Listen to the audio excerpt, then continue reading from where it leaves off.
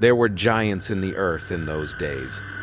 Genesis chapter 6, verse 4. For centuries, we were told this is a myth, a story for children. But what if it is history? All over the world, archaeologists have found things that should not exist. Massive bones hidden in museum basements, skulls with double rows of teeth, weapons too heavy for any normal man to lift. We are taught that humans have always been the masters of this planet. But the Bible tells a darker story. It tells us of a time when the world was ruled by monsters. They were called the Nephilim. Today we open the forbidden files. We will look at the Watchers, the angels who fell. We will investigate the true reason for the Great Flood. Was it a natural disaster? Or was it a strategic attack to wipe out a specific DNA? And the most terrifying question, if they all died in the flood, why did the U.S. military report finding a giant in a cave in Afghanistan in 2002? Are they really gone, or are they waiting to return? To understand the monster, we must understand the Father.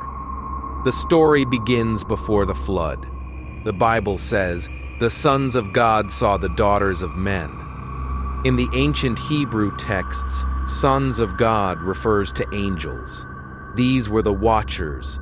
They were sent to observe humanity, to guide us, but they failed their mission. According to the Book of Enoch, these angels made a secret pact. 200 of them descended onto a specific mountain, Mount Hermon, on the border of Syria. They took human forms. They saw human women and felt forbidden desire. They broke the laws of heaven. They took wives for themselves. They tried to create a new dynasty on earth. But nature has strict rules. When you mix the spiritual with the physical, the result is an abomination. The women became pregnant. The ancient texts say they suffered greatly. The babies grew too fast inside them. When they were born, they were not human. They were hybrids. This was the birth of the Nephilim. The word means the fallen ones. What did they look like? Forget the gentle giants of fairy tales. These were biological killing machines. They had the intelligence of angels and the savage hunger of beasts. They knew about metalworking, war, and magic, secrets taught by their fathers. But physically, they were terrifying. The Bible describes a giant in 2 Samuel 21. He had a very specific mutation, 6 fingers on each hand and 6 toes on each foot. This is a sign of corrupted DNA. Other legends speak of double rows of teeth and voices that shook the ground. And they were always hungry. A normal human eats a few meals a day. A giant needs massive amounts of energy. The Book of Enoch says they ate all the crops. They ate the cattle. When the food ran out, they turned on the humans. We were not citizens to them. We were food. The world became a slaughterhouse. The Bible says, the earth was filled with violence. Humanity was hiding in caves, terrified of being hunted by these demigods. But the biggest problem wasn't the violence, it was the blood. The human DNA was being erased. The bloodline was being mixed with the seed of the Watchers. This brings us to the Great Flood.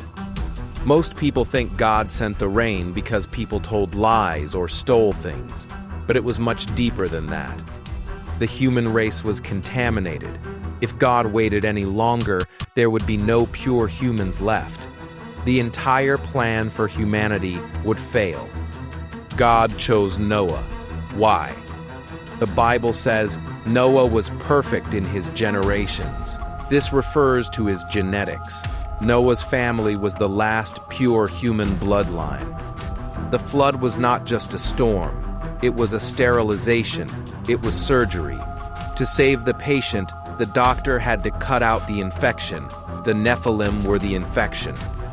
The water covered the mountains.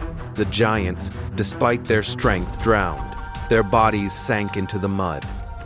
The world was clean again. But here is the mystery that keeps scholars awake at night. Years after the flood, Moses sent spies into the Promised Land. The spies came back shaking with fear. They said, "We saw the Nephilim there, and we felt like grasshoppers." How? If the flood killed everything on land, how were they back? There are two theories. Theory 1, the DNA survived.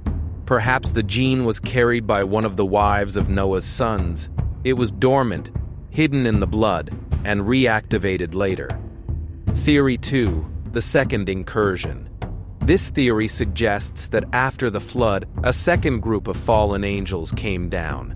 They saw the earth was open again, and they repeated the sin of Mount Hermon. We don't know which is true, but we know they returned. This leads to the famous fight, David and Goliath. Goliath was over 9 feet tall, but did you know he wasn't alone? When David picked up stones, he chose 5 smooth stones. Why 5? He only needed 1 to kill Goliath. He picked 5 because Goliath had 4 brothers. They were also giants. David was prepared to wipe out the entire family line. David and his men hunted them down. They pushed the giants into the caves and dark corners of the earth. And then, history goes silent. We assume they are extinct, gone like the dinosaurs. But in 2002, a disturbing report came from Afghanistan. A unit of U.S. Special Forces went missing in a remote mountain region. Another team was sent to find them. They found a massive cave entrance littered with broken equipment. Suddenly, a creature emerged. It was a humanoid at least 12 to 15 feet tall. It had long red hair and 6 fingers on its hands. It smelled of death. The creature impaled one soldier with a spear.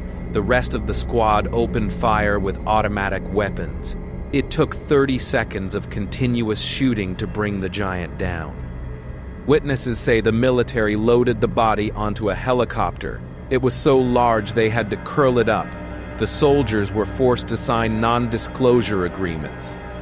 The government denies this event happened, but the description, red hair, 6 fingers, living in a cave, matches the ancient Nephilim perfectly.